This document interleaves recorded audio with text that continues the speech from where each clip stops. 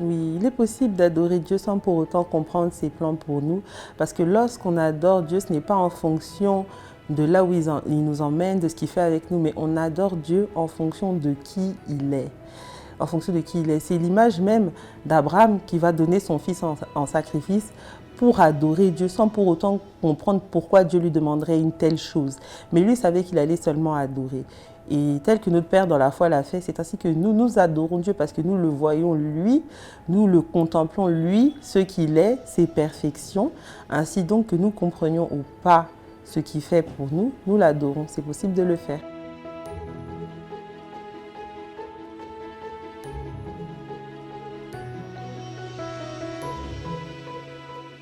Il est vrai que le vrai service, oui, commence lorsque personne ne regarde. Parce que même lorsque nous n'avons pas l'attention des autres, celui que nous servons, c'est Dieu avant tout. Nous ne servons pas pour que les autres voient, mais pour que Dieu seul nous remarque. Si nous sommes remarqués des autres et que nous avons les faveurs des autres, gloire à Dieu. Mais le mieux, ce serait d'attirer d'abord l'attention de Dieu. Ainsi donc, attirer seule l'attention de Dieu peut à elle seule suffire. On a l'exemple de David qui n'était pas parmi ses frères, mais Dieu le voyait dans son service dans son service lorsqu'il gardait les brebis de son père et qu'il n'avait pas forcément l'attention de son père. C'est ainsi donc que lui, il a attiré le regard de Dieu par ce qu'il faisait et que c'est ça qui l'a élevé à la grandeur. C'est ainsi donc que le vrai service pourrait, oui, commencer lorsque personne ne regarde et que c'est même mieux parce que ça attire le regard de Dieu et c'est Dieu qui lui-même met en lumière ceux qui le servent lorsque personne ne regarde.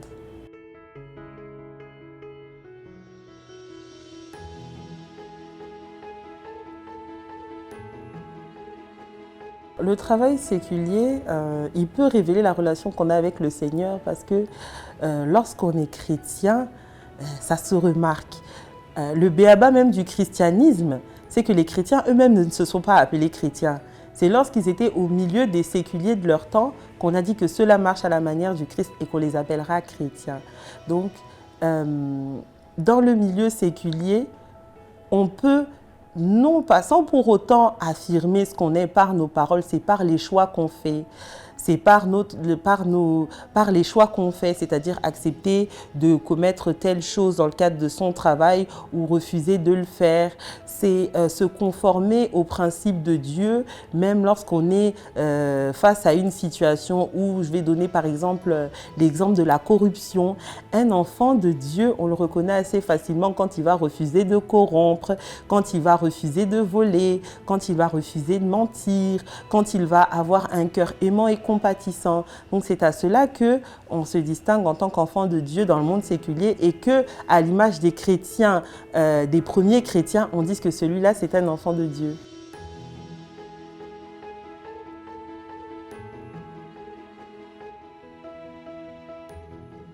C'est vrai que c'est difficile d'adorer Dieu quand ça ne va pas forcément, quand les choses ne vont pas dans notre sens, quand on reçoit des prophéties qui ne s'accomplissent pas dans leur promptitude. Mais on peut garder son cœur d'adorateur, non pas en fixant le regard sur ceux qu'on n'a pas reçus ou sur ceux qu'on attend, mais en fixant le regard sur Dieu, en contemplant Dieu, en contemplant ses qualités, en contemplant son amour par Jésus-Christ comble tout. Le fait qu'on ait reçu ou qu'on n'ait pas reçu, tant qu'on contemple Dieu dans son amour, Dieu dans sa compassion, Dieu dans ses bontés, Dieu au travers de ce qu'il a fait dans la Bible, quand on ne voit que lui et qu'on se détourne des résultats, des choses qui ne vont pas, c'est ainsi qu'on peut garder son cœur d'adorateur, en gardant le cœur fixé, les yeux fixés vers Dieu.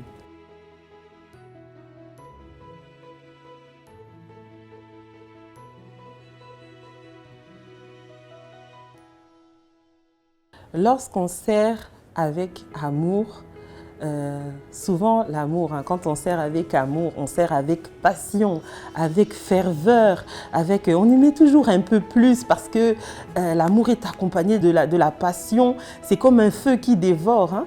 Mais lorsqu'on fait par obligation, on le fait parce qu'on sait comment ça se passe, mais que la passion n'y est pas forcément, c'est seulement qu'on connaît les déroulés. On ne prend pas de risques, on fait en fonction de ce qu'on sait, de ce qu'on connaît, et on ne fait pas plus. On s'arrête, on met un peu plus de limites dans ce qu'on fait. Mais quand on y met de la passion, il y a la joie qui a accompagné, il y a la ferveur. C'est comme un feu brûlant qui pousse toujours à donner mieux. Donc c'est la distinction que je ferai entre les deux.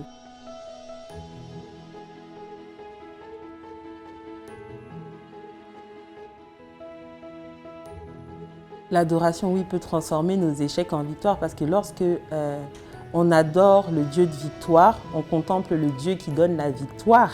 C'est là que ce Dieu-là ne voudra pas être tenu en échec et qui voudra lui démontrer qu'effectivement, il est le Dieu de victoire.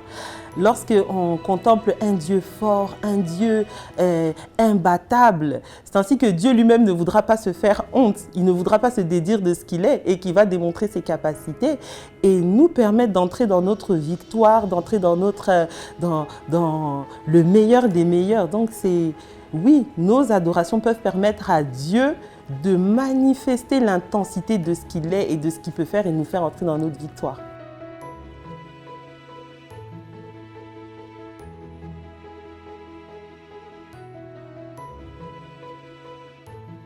Alors, servir avec passion lorsqu'on se sent invisible, c'est possible quand on n'a pas pour objectif d'attirer le regard des autres. Si on a l'objectif d'attirer le regard des autres et qu'on ne l'a pas forcément, ça peut décourager, ça peut mener à diminuer la passion. Mais lorsqu'on sert, en ayant uniquement le regard fixé vers Dieu, en ne pensant qu'à Dieu et en ayant en tête que tout ce qu'on fait, c'est pour Dieu qu'on le fait, c'est ainsi que la passion pour Dieu, elle croît et elle permet de servir avec amour, de servir avec ferveur, de toujours donner le meilleur de soi-même. Si l'objectif est d'attirer l'attention des autres, le découragement par le fait qu'on n'attire pas les regards des autres peut faire que la passion décroît.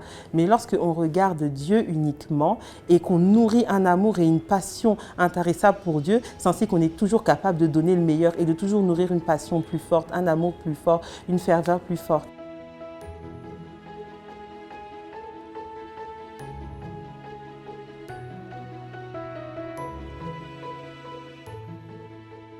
Lorsque le travail devient une source de stress, pour rester fidèle à Dieu, il faut apprendre à se confier à Dieu. Parce que Dieu n'est pas étranger à ce que nous vivons au quotidien. Dieu n'est pas étranger aux pressions que nous vivons au quotidien. Il n'y est pas étranger, hein. Il n'y a pas que... il nous a créés dans notre dimension en tant que corps, âme et esprit. Certes, si Dieu est esprit, il sait de quoi nous sommes faits et il n'est pas insensible à ce que nous pouvons traverser au quotidien. Donc, lorsqu'on fait face au stress, il faut savoir se confier à l'Éternel. Il faut savoir parler à Dieu, se confier à Dieu en lui parlant de nos stress, en lui parlant de ce qui fait qu'on n'y arrive pas, de ce qui fait qu'on ressent une pression. Et Dieu oriente toujours, Dieu montre toujours la voie. Et c'est ainsi que lorsqu'on se confie à Dieu, Dieu nous donne la direction et c'est ainsi qu'on est capable de surmonter ces phases compliquées.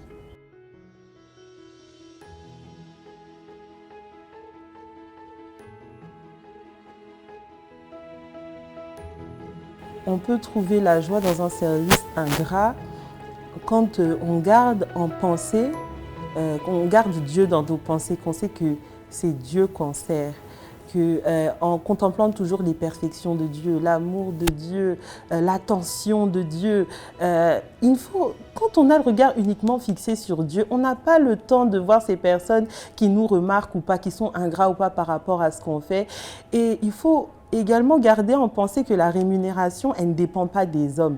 C'est Dieu qui rémunère ceux qui le servent. C'est Dieu qui honore ceux qui le servent. Et si on garde cette pensée-là, on ne va pas avoir d'égard à ceux qui paraissent ingrats, à ceux qui ne rémunèrent pas forcément comme on l'attendrait. Lorsque c'est de Dieu qu'on attend sa rémunération et qu'on le garde en esprit, qu'on garde en esprit que notre rémunération nous vient de Dieu et que ce Dieu-là, lui, ne garde pas la tête de qui que ce soit, la dette de qui que ce soit plutôt, c'est là qu'on garde son cœur apaisé et qu'on nourrit la joie de toujours servir ce Dieu-là. Non simplement parce qu'il est Dieu, mais parce qu'il est parfait, parce qu'il est excellent et aussi parce qu'il rémunère ceux qui le servent.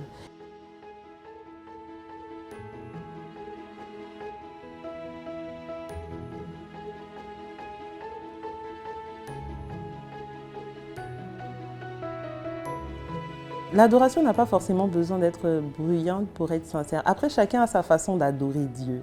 Certains ont besoin d'exprimer leur adoration pour Dieu dans une plénitude. Certains ont besoin de le faire et c'est très très bien pour eux si c'est leur façon d'exprimer leur passion pour Dieu. Mais pour ceux qui sont plus silencieux, cela ne veut pas dire qu'ils sont moins intenses dans leur façon d'exprimer leur amour pour Dieu, dans leur façon d'adorer Dieu. Parce qu'il y a des silences qui adorent Dieu. Oui, il y a des expressions de silence qui adorent Dieu. Autant que Dieu entend les bruits, Dieu entend les adorations silencieuses aussi. Il y a des cœurs qui arrivent à adorer Dieu dans l'expression du calme, dans les choses plus simples. Et Dieu, il porte également attention parce qu'il est omniscient. Il entend et il voit ce qu'aucun homme ne peut voir ou aucun homme ne peut entendre.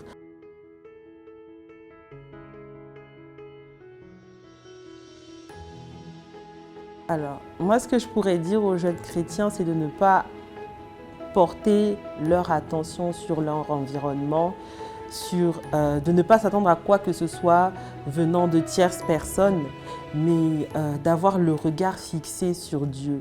Quand on a le regard fixé sur Dieu, on se détourne des petites trahisons, des petites déceptions, des attentes qui ne sont pas forcément remplies, des objectifs qui ne sont pas forcément remplis. Mais lorsqu'on ne voit que Dieu et on ne contemple que lui, c'est ainsi qu'on est passionné, qu'on est fervent, qu'on est persévérant. Et c'est ce qui permet d'atteindre des objectifs même qu'on ne pensait pas pouvoir atteindre. Donc je leur dirais de véritablement contempler Dieu et d'en faire leur sang, d'en faire leur passion. C'est ainsi qu'ils vivront des choses qu'ils n'attendaient pas forcément et ils ne seront pas arrêtés par les déceptions, par les petites choses qui au quotidien font qu'on soit déçus.